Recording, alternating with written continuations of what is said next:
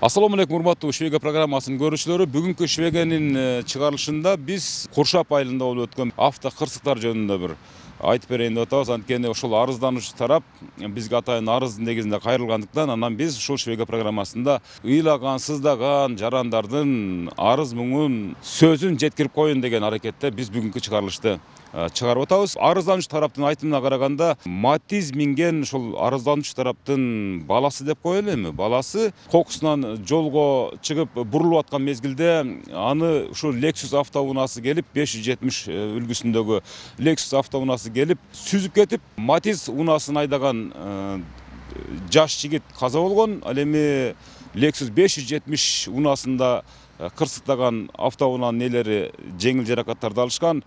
Азыр бизге ушул Швега программасынын босогосуна арызданып ыйлап келген ушул Матиз автоунаасындагы жаш жигиттин ата-энеси жана алардын айтымына караганда, ушул Lexus автоунаасын айдап, ушул баласы экөө кырсыктаган тараптар бул маселеге кайдыгер карап атат. Анан ушул маселени териштирүүдө укук коргоо органдары биз аларга ыраазы болбой турабыз. Аныгы, адилеттүүлүгү, акыйкаттуулугу бираз чыкпай жатат. Ушунун аягына чыгарып, ушул болгондой кылып жайып таратып берүүңүздөрдү суранабыз деп келген. Биз мына ушул нерселерди жагдайды эске алып, объективдүүлүккө басым жасайбыз албетте. Биринчи тараптыкын дагы, бизге арызданган тараптыкын дагы, ал эми экинчи тараптыкын дагы ошол Lexus 570 автоунаасындагы кырсыкка күнөөлүү деп ушул бизге арызданган тараптын өкүлдөрүн дагы кошо сүйлөтүп, сиздерге бир адилеттүүлүктү айтып беребиз. Андыктан Швега программасын алып карап туруңуздар.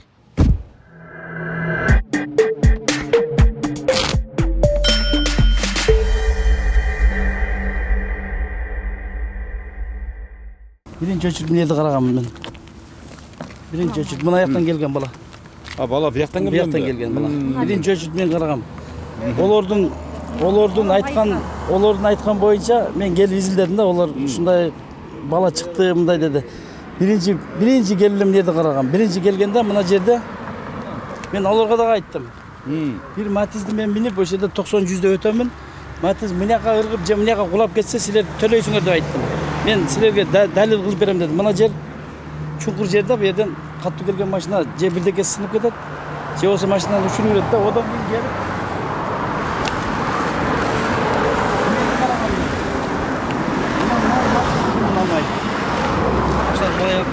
ошондо капкара эле азыр азайып кетти.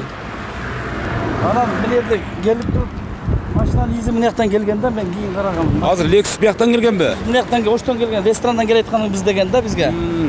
Анан мен караганда мына издер келип туруп, капкара болуп туруп, мынада шыпырылган бир жагы, анан мына жерде баллондун эмелери тапканбыз.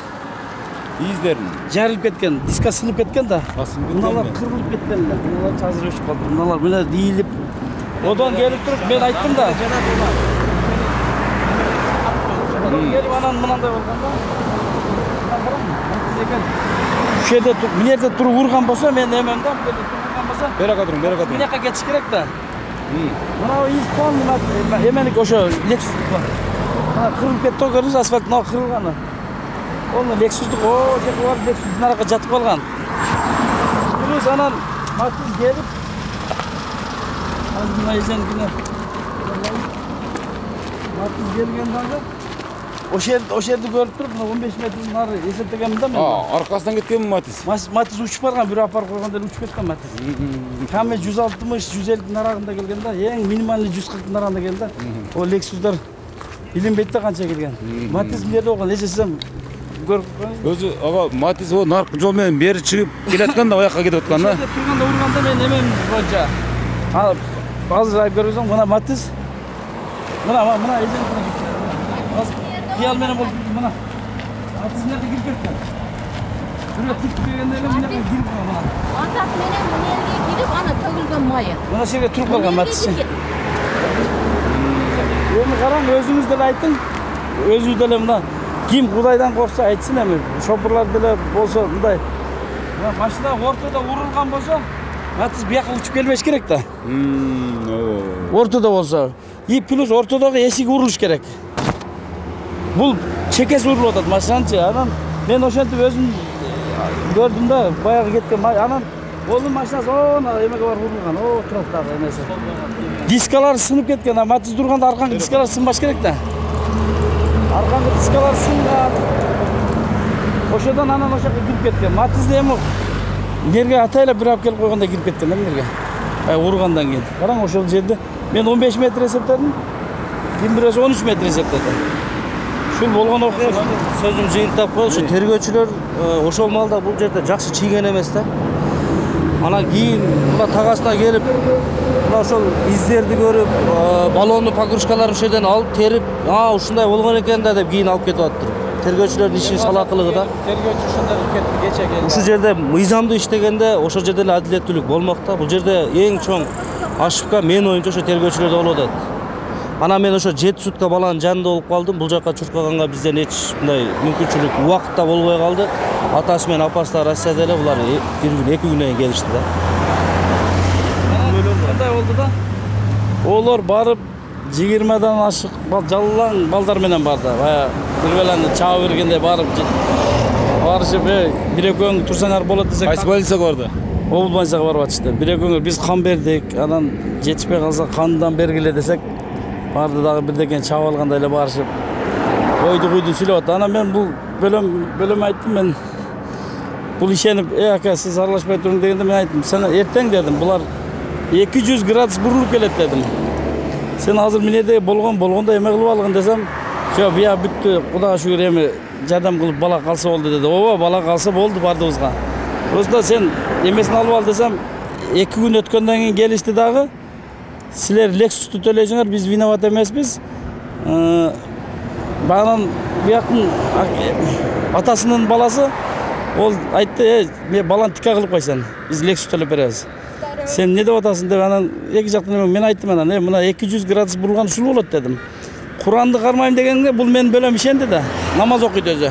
Куранды кармайм, мен мындай кылам дегенде мен айттым, 200 градус эртең бурулуп кетсем, сал тарынгансып калды. Ака сиз Куранды кармайын деп атат Алланы ортого салгандан мен Алладан корккон инсандар экен. Алла үчүн бул жакшы эле өздөрү деле айтаттыр деген үмүттө болуп калдым мен акыйкаттачы. Чоо жайды баары эле билип турат. Биринчиден мен ушун наразы болуп кеткеним, ошол адилетсиз гаишниктер туура эмес чыйгандары болуп калды. Биринчиден ошолордун ошибкасы болду. Андан кийин алар өздөрү жаап жашыргандары, биринчи ошо улан аттуу баласы келип мага бала өлгүчөктү дагы, бала өлгөндөн кийин дагы ошол жерге барды. Биз жаназа коюп келгенден кийин биз 2-3 чамасында коюп келдик.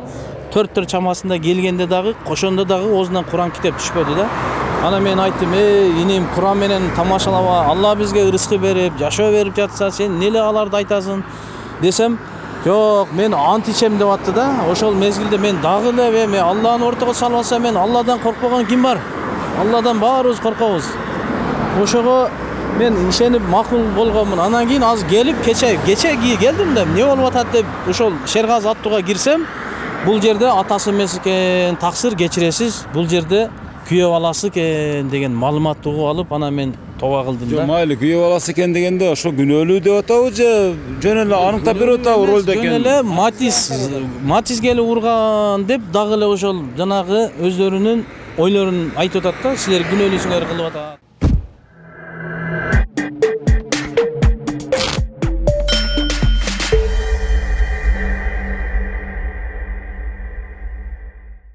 Түндөсү саат 2-де саатка карадым да, мен 2 болгон экен.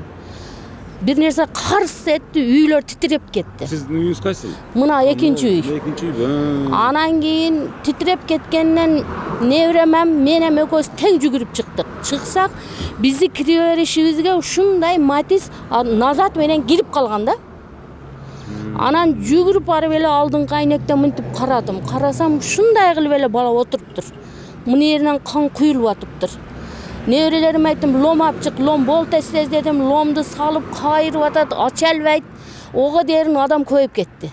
Өткөн машина токтой берди. Жүгүрүп түшүшүп, балдар көбөйүп кетишти. Аяктагы балдар угуп жетип келишиптир. Анан кийин ачып, жерге алып баланы жаткырып коюшту. Онтоп атат бала. Анан кийин ого дерин эле бир бала скорый чакырып, скорый келип бир 15 мүнөт жерге алгандан кийин бир 15 мүнөттөн кийин жетип келди скорый. Анан кийин скорыйга салып, анан кийин алып кетишти. Siz okuyanın göğsü. Ben dос bolam. Ün çıktı, ün çıkkanda эле келдик. Келсек уже баягы жанчылып калыптыр. Келип, эл көбөйүп калды. Келип эле алып чыккан аракет кылдык, эшикти ача албадык. Кийин монтировка алып келип, эшикти ачтык. Эшикти ачып жерге жаткыздык. Жаткызгандан кийин бет башын тазаладык. Бет башынын кандарын арчып аткандан бир 15 мүнөттөн кийин скорый келди. Скорыйга больницага алып бардык. Больницага жаткызып ошол жерден тазалап башын тиккенден кийин ошого жөнөтүштү, биздин колдон келбейт деп. Ошондой болду. Биз кечке маал балдар менен чогулуп, ошо топтон кайтканбыз өзү. Анан бир эки көчө жогоруда элекпиз. Жогоруда отурганда эле анан балдар ичкерide калды, мен бир иштер менен сыртка чыгып калдым эле. Мен кечке маал бардык нерсе угула турган маал анан катуу үн чыкты да. Анан мен ойлодум да экинчи көчөдөн бирөө жарым лотокко түшүп кетиби, ошондой болду деп ойлодум. Анан баска барып келелип, чото бир нерсе болду окшойт деп. Анан ылдыйга түшсөк, биякта жок. Анан уже бияктан машиналар секиндеп, аварийный каталмыш баштады. Кандай болду деп карасам эле, анан бул жакта ошо Матис турган экен, наркы бетте ошо кара машина турду эле. Ошону короче, ошондой эле столбанын наркы бетинде. Анан ойлоп калдым мен, ким эмне болуп атат деп. Наркы жерге барган эле жокмун аяка. Биз 3 бала элегиз. Анан ошо берки досум наракка кетти. Бул азыркы маркум баланын акасы наркы бетке карап өтүп кетти, мен берки бетке келдим. Анан Матисти көрүп эле, анан бул укам келип калып эле дос экен. Досу эле келип атын айтып калгандан кийин анан эле мен эле бул кайсы бала экен деп туруп анан бетинен тааныбадым, бетинде кан болчу. Анан артынан өтүп машинанын номерин карасам, анан машинанын номери ошо укабыздык экен. Анан танып секин түшүрдүк машинадан. Бул бала айткандай эле ошо берки жагынан улуу менен эмне кылышты, монтировка менен. Азыр мен жогоруда сүйлөгөн 3 адам бул күбөлөр. 2024-жылдын ушул 18-ден 19-уна караган сентябрь күнү мына ушул окуя түнкү саат 2-де 3 чамасында болуп атат да ошол жерде. Ошон үчүн мына күбөлөрдүн айтымына караганда ошол Lexus 570 маркасындагы унаа келип, ошол жол боюнда турган Матис унаасын сүзүп, андан Баяманы балаңыздарды. Баяман аттуу жигит ушул өз өмүрүнөн айрылып отурат. Азыр биз келип окуянын катталган жеринен ушул маекти алып атабыз. Анткени факт иретинде ушул үй бүлөнүн өзүнүн демилгеси менен көрсөткөнчө сүйлөйлү депчи. Мен Баяманын атасы болом. Мен Москвада элем.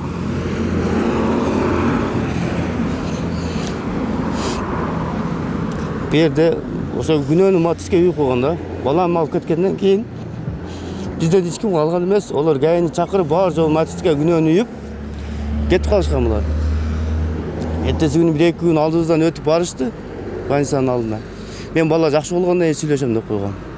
Бала жакшы боло берсин, ого чейин мен эчтеке дей албайм дедим. Бирок балам 7 күн комада жатты, кайтып келбеди.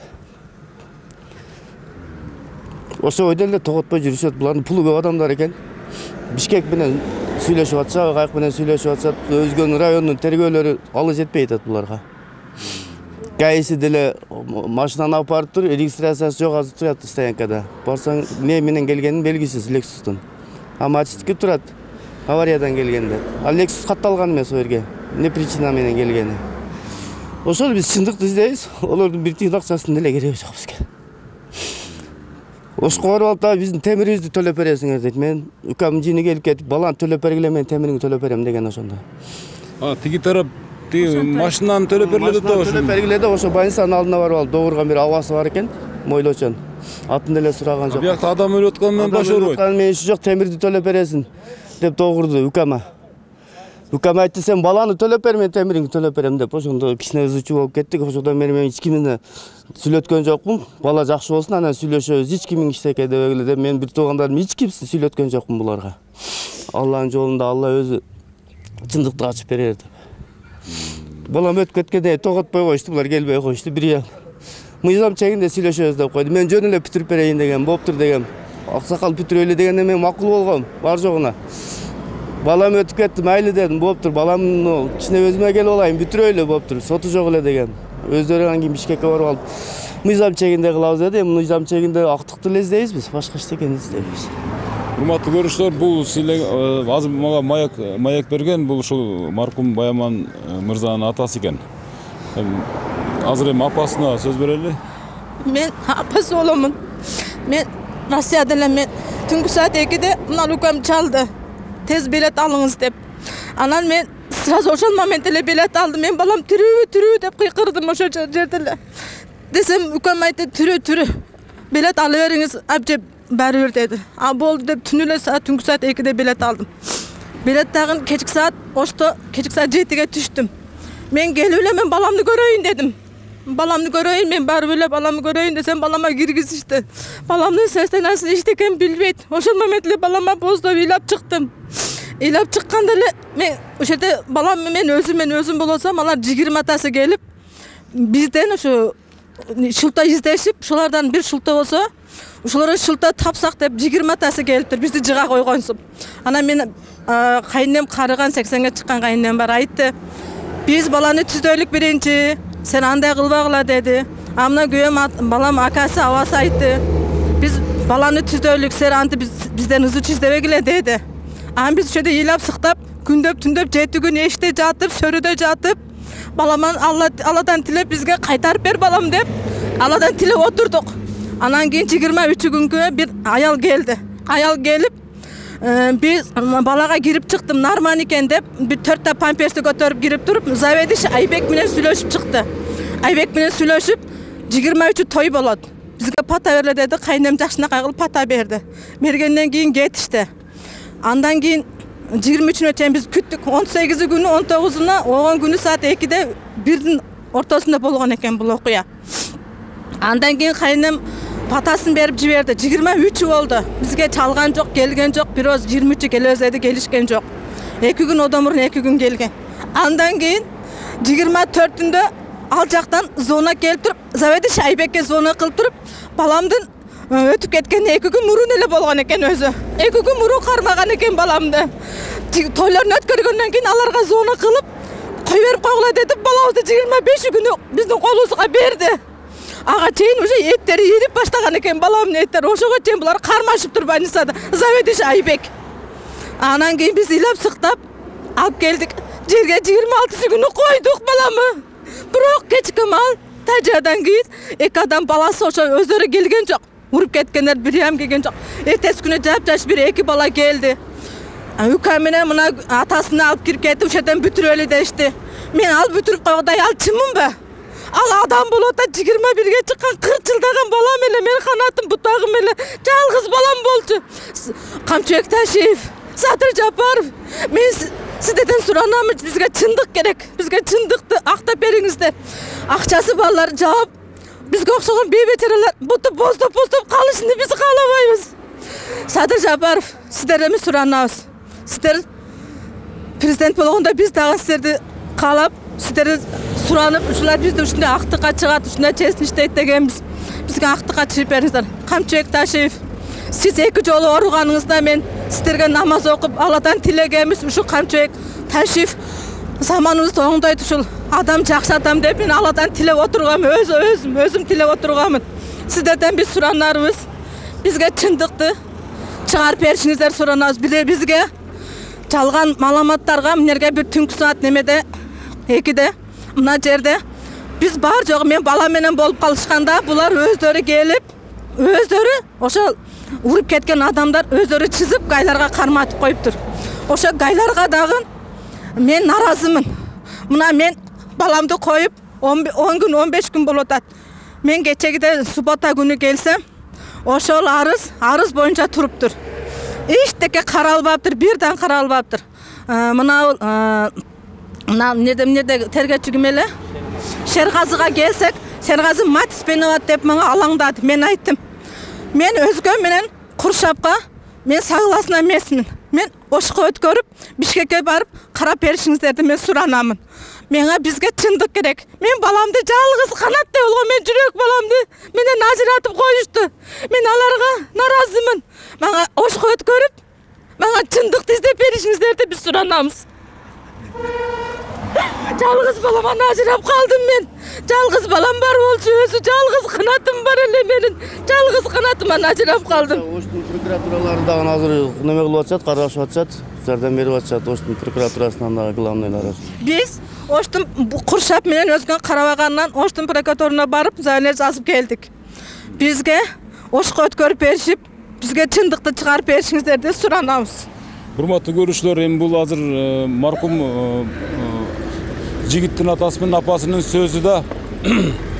Булар жөн жоктон чыккан жок, жөн жоктон бекер ыйлап чыккан жок. Бул жер талаш же бир үй талаш эмес. Бул адамдын тагдыры менен ошол өмүрүн талаш болуп, мына ушундай бир чоң олуттуу маселеге айланган окуяны чагылдырып берип атам, урматтуу көрүүчүлөр.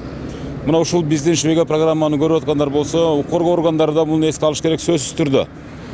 Мына азыр айла жоктон ушул Швега программасынын Швега программасы аркылуу ушул коомчулук, анын ичинде мына ушул урматтуу президентибизге чейин, Камчыбек Кыдыршаевичке чейин өздөрүнүн арман арызын билдирип атат. Азыр эми биз мисалы окуя болгон жерде турабыз. Баланын ушул өтүп кеткенине кырсыктаганына бир 15-20 күн тегелек болуп калыптыр. Азыр эми бул жерде эң жакындары турат. Эң жакын тайкеси турат. Эми ушу тайкесине сөз берели.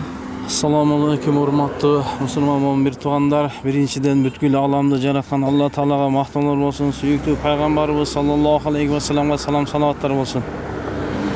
Биз эми айтайын деген маселе ушу, мен андан бир бул окуя болорго жакын 1 саат мурун сүйлөшкөм. Где-то бир 11:30 чамасында чалганда мен ушу Россиядан апам мага посылка салыптыр, мен аны күтүп алдым. Азыр жатайын деп атам деген немелерин уккам телефонданчы. Анан эртеге ошо кошто иштеп атканбыз. Ишке барасыңбы десем жок, бир 2 күнгө мага уруксат сурап туруңуз. 2 күндө мен лай кылып койдум, үйүмө шыбап алып туруп, анан барайын деп экөө сүйлөшүп, анан мен телефонду өчүргөм, макул анда эртең мен бара берейин. Өчүрүп, где-то бир 1:30-2 чамасында мага звонок келип калды. Карасам эле ушул бир бөлөбүздүн баласынан келип калды. Ал звонок деле келчү эмес. Эмнеге чалып атат? Алсам эле тезирээк келе коюңуз, Баяман мэрден жерден Баямандын машинасын бир Lexus уруп кетип, водительдер да качып кеткен. Эч ким белгисиз, өзүнүн билбейт, ноль состоянияда жатат, келип жардам көргөзүңүз. Сизден башка бул жерде жакын эч кимиси жок экен дегенден мен дароо эле отурдум машинеме, эшикти ачтым. Эшикти жапканга да үлгүрбөдүм. Мен ошол жерден эле айдап жөнөдүм. Келип мен ушуга ошо бир көчө калганда, перекрестке келгенде телефонума дагы звонок келди. Биз Баяманды алдык, больницага алып келдик. Тез больницага келиңиз деди. Анан ушу больницага келдим. Келсем ошо бала өтө оор акыбалда, дем ала албай аткан, баштары жарылган, буту соон санынан сынып кеткен, экиге бөлүнүп калган, буттары арака берака болуп турган. Анан врачтардын дагы бир аз немеси болду. Ушу көбүрөөк 1 саат кармап койгон жери болду да. Келип мен врачтарга аябай зар какчап аттым.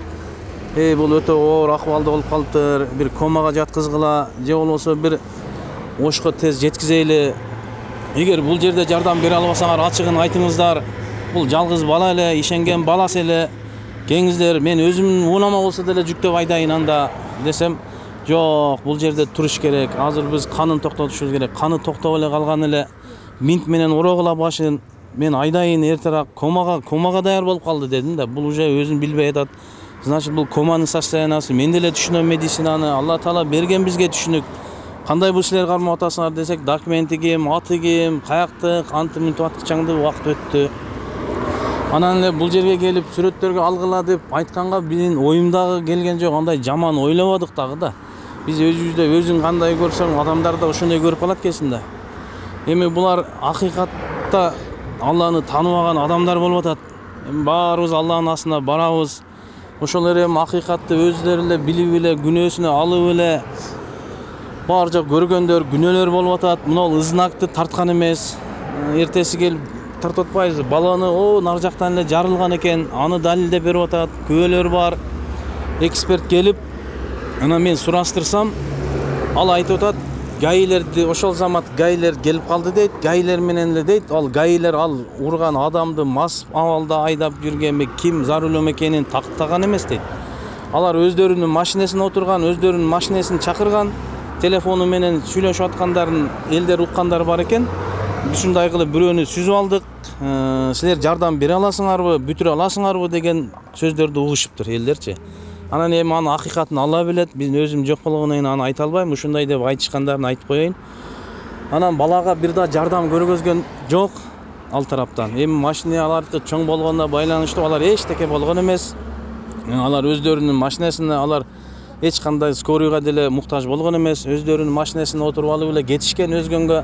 Алардын аркасынан бирөө барган эмес. Эми акыйкатты биз издегенбиз да, эми ачыгын айтат, алар деле мусулман, акыры чымчык өлсө деле акыры бир жерге алып барып көмөсүң. Анан бала кансырап жатса, балага скорый чакырган эмес ал тараптанчы. Эми көргөндөн кийин жардам берип койсо деле болмок, балким тирүү калабы деген үмүт болот экен да.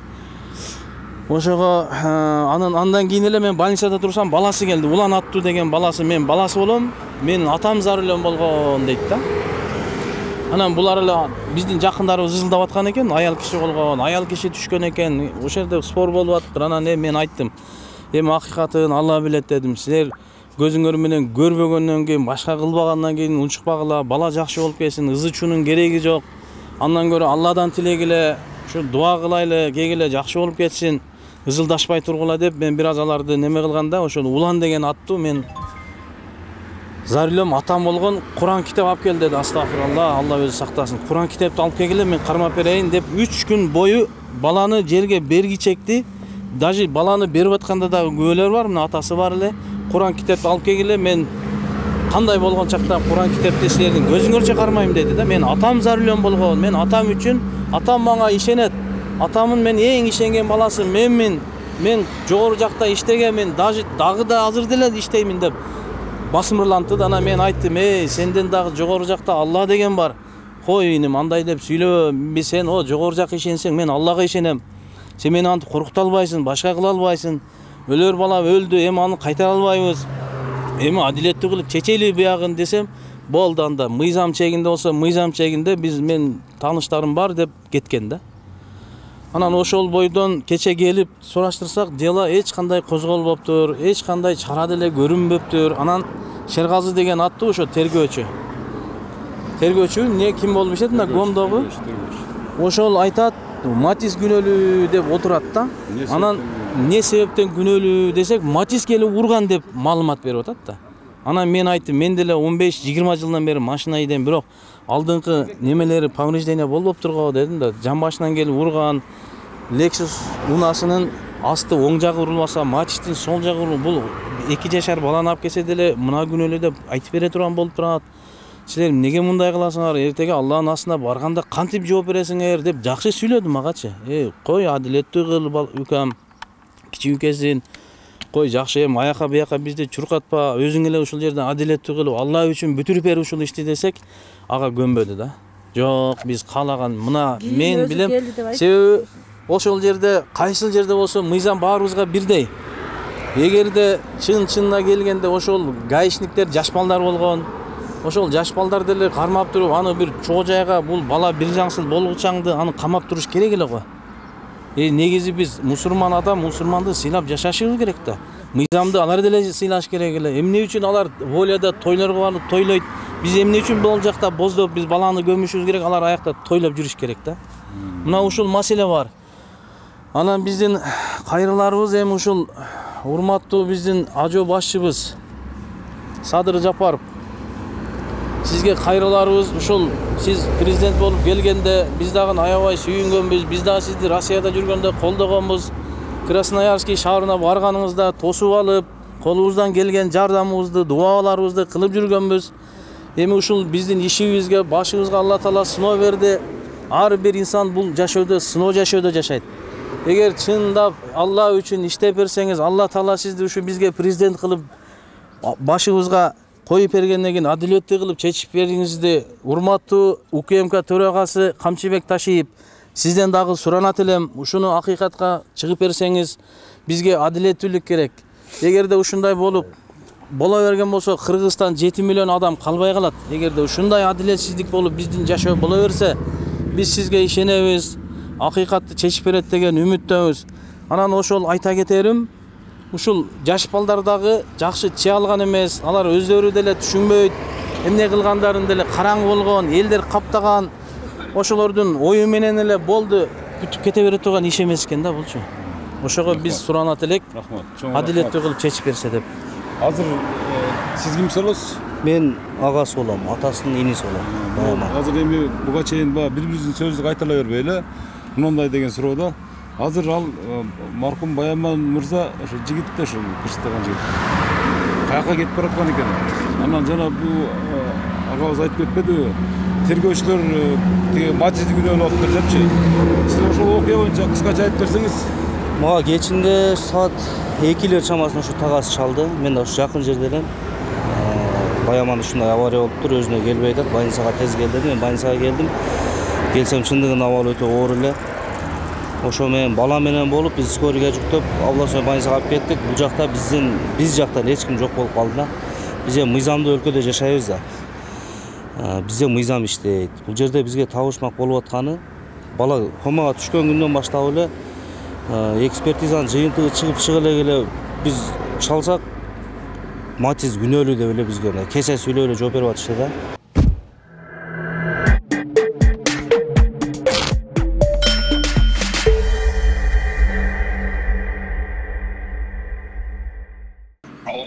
Assalamu alaikum. Алейкум ассалам. Мен журналист Өмүрзак Азимкулов деген чалып атып эле сизгечи.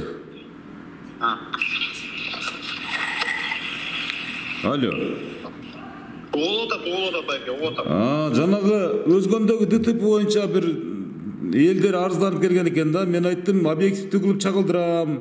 Экинчи тараптын оюн сөз алышым керек деп ана сиздин номеруңузду издеп тапкандагым да. Экспертизалар жүрүп атат азыр. Экспертизанын негизинде болот дейм азыр. Маалымат эч кандай жок. Сиз бул баягы ДТП боюнча кандай өкүл болуп эсептелинесиз? Мен баласы болом. Баягы Lexus'ты айдаган кишинин баласы болосуз ошондойсуз, Ооба. Сиздин жеке пикириңиз да, мисалы үчүн буларды мени бир эле суроо бар, убактыңызды албайм. Атыңыз ким дедиңиз? Атым Өмүрзак Азимкулов деген. Өмүрзак мырза, биз азыр деген апабыз бир аз тяжелый состоянияда. Биз азыр ошо менен Олег болуп жүрөбүз. Бишкекте больницадабыз. Кабыргасы сынып, өпкөсүнө кан неме болуп, ошо менен жүрөбүз да азырчы. Окуя ошол окуядан болгонбу бул дагы? Ооба, биз азыр бир нерсени чукуп, бир нерсени маалымат бергенге азыр андай эмеге жете элекпиз. Азыр биз ошо апабыздын артынан жүрөбүз да. Жок, ошону мисалы алар эми все-таки ыйлап атышат да, мисалы ошол сиз күнөө каяк тарапта болду деп мисалы биз иликтеп жүрөбүз да, мисалы үчүнчү. Каяк тарапта болгондо ал жерде толук көрүнүп турат да. Главный дорогага чыгып, биздин машинени келип сүзүп, аңтарып. Алардын Матизи баягы негизги жолго чыгып калган дейсизби? Конечно, негизги жолго чыгып туруп, сүзүп, аңтарып салат го боковойна. Биз жабырлануучу тарап болуп атпайбызбы? Наоборотчу, биз эми жанагы бала айтыш болуп кеткенине биз эми аны чукуп, муну күнөөлүү, бул тиги бу деп эми анын жаткан жерине бир мындай бирдеме кылып, андай кылган жокпуз. Биз эч нерсе деген жокпуз. Биз деген өзүбүздүн оюбуз менен турсак, бизди күнөөлүү кылып, наоборотчу, биз деген ошол ДТП болгон күндөн баштап мен ошол жерде больницада дары менен алып берип тургам, канынан бери алып берип тургам ошол жерде 2 күн. Тиги маркум баланынбы? Кыргызбыз да, бири-бирибизди мисалы көрүп түшүнүп атабыз. Анан эми булар баласын жоготуп, мойтуп атса, биз барып алып, силердин балаңар биздин машинени монтуп тоголотуп, биздин энебиз мондай болуп жатат, атабыз монтуп жатат деп биз айтып барган жокпуз. Бара турганда ойлор барбы негизинен? Арызданып. Биз астына барганбыз, мен өзүм баргам, тажиясы күнү мен өзүм баргам, үйүнө барып, Куран окуп, атасы менен, айкеси менен, тайкеси менен сүйлөшүп кеткем мен ошол жерде. Кандай кылалы, эмне кылалы деп астынан өткөм, бүт барып сурагам. Анан сурасам, атасы тайкеси чечет. Тайкеси болсо мыйзам чегинде кылалы деди. Мен айттым, мыйзам чегинде болсо макул, мыйзам чегинде кылалы. Биз андан качпайбыз. Биздики эми бул Кудай көрүп турат. Ким кандай эмне болгонун бүт баары ал жерде айтылып турат. Айылда биздин да тааныштары бар экен ошол жерде. Бүт баары айтып атат. Ал бала футбольный поляда өзүнөн улуу бир балдар менен урушуп кетип, качып чыгып келе жатып, ошол жерден ошондой ДТП болгон. Мага эч нерсеңердин кереги жок. Макул күнөөлүү болсо күнөөлүү болуптур, бирок балаң арты мен күнөөлүү дебей, машинемди өзүм басына өтөйт алам, машинемди деле мейли эч нерсесин төлөп бербей эле койгула дедим. Ага да көнгөн жок, биз анда сотко беребиз, тигинтебиз деди. Эми сотко бергенде байке бул жерде анык толук көрүнүп турат да. Күнөөлүү чыгып келип туруп машинени аң тарап сүзүп, анан ар жакка барып өзү катуу сүзүлүп атат машинеге келип турупчу. Бул жерде экспертизада эртең чыгарып берет полностью. Машинеде регистратор бар. Байке андай времени монтип эме отурган жокпуз. Мен барып мен ошол күнү алгам. Регистратор менде. Видео сизде, машинанын видео регистратор тарткан видео сизде. Видео регистратор менде ошо машинеде. Демек, сиздер жабырлануучу катары эсептейсиздер өзүңүздөрдү. Эми орто жолдо тиги баланын өтүп кеткендигине адамгерчилик кылып барып Куран окуп, анан машинемди төлөбөй эле койгула, биз калганын өзүбүз восстановить этебиз, эми болору болду деп сиз айтып келгенсиз. Бирок ага болбой, экинчи тарап деп коем да, мисалы ошол жана бизге арыз жазган тарап деп коеюн эми мисалы. Алар болсо сизди сотко берип атат, ошондойбу? Ошондой. Ооба. ДТП болгондо жол кырсыгы катталган күнү барат да, биринчи майя кызматкери барат да, барып анан ал жерден баягы окуя болгон жерди мындай чиет экен да, мына жерде болгон деп айтат экен да. Анан ошонун негизинен тергөөчү барып, анан кийин ошону көрсөтмөсүнө ылайык анан тергөө иштерин жүргүзөт экен да.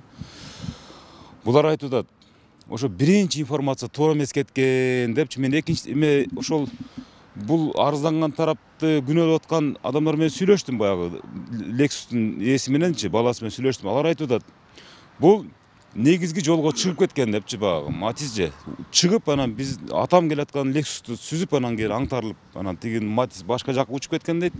Бизде жолдун аркы четине чыгып кеткенбиз деп, жана ГАИнин берген көрсөтмөсүнө ылайык дейт, азыр ошентип атат дейт да, тигилерчи. Анан бул жерде могу ыйлап аткан тарап айтты, ошол ГАИ дейт, эгер туура көрсөтмө бергенде дейт, анда бул иш башкача тергелмек деп атат да. Ошого бир өзүң жооп берип койсоң. Саламатсыздарбы? Бул 18 сентябрдан 18 сентябрь караган түнү, 18-ден 19 караган түнү болжол саат 2 чамасында болгон. Бул жол транспорт кырсыгы Бишкек-Ош эл аралык автоунаа жолунун 627 чакырымында катталган жол кырсыгы. Бул чынында эле Lexus автоунаасы Ош тараптан өзгөн тарапка бара жаткан. Lexus автоунаасы 0077 деген. Ал эми Матис автоунаасы ошол эле жолдон экинчи тараптан чоң жолго чыккан. Матис автоунаасы Акматов Айтбай көчөсүнөн Бекмурза көчөсүндө чыккан. Бекмурза көчөсү Ош Бишкек автоунаа жолунун трассасындагы Бекмурза көчөсү, Акматов Айтбай бул экинчи көчөдөн. Мындайча айтып койгондо бул Матис автоунаасы чоң жолго жол берип туруп, анан кийин чыгыш керек эле Матис автоунаасы. Жол кырсыгы болгон учурда биздин Өзгөн РИИБинин жол кыймыл коопсуздук камсыздоо бөлүмүнүн кызматкерлери келип ошол жерде тастыктап, ким кайсы жактан чыккан, ким кайсы тараптан келе жаткан, ошол жердеги көргөн адамдардан, жарандардан дагы сурашып, тергөө кызматкерлерине айтышкан. Эксперт келген ал жерде. Ошонун себебинен тергөө кызматкери чийип, материалдарды тактап өздөрү алып кеткен. ГАИ кызматкерлери автоунааларды убактылуу кармоочу жайга токтотуп, мындан нары тергөөнүн жыйынтыгы менен чечилет. Сизге жеткен ушу официалдуу маалымат боюнча, демек майя кызматкери өзүнүн ишин так жана туура көрсөтүп берген. Ошол эки автоунаанын кагылышуусундагы учурду ГАИ кызматкери маалыматты туура эле берген деп эсептейбиз. Бар. Ар кимибиздин балабыз бар. Бар жок менде ыйлап каласың, бизге чындыкты чыгарып бергиле деп Шергазыга айттым.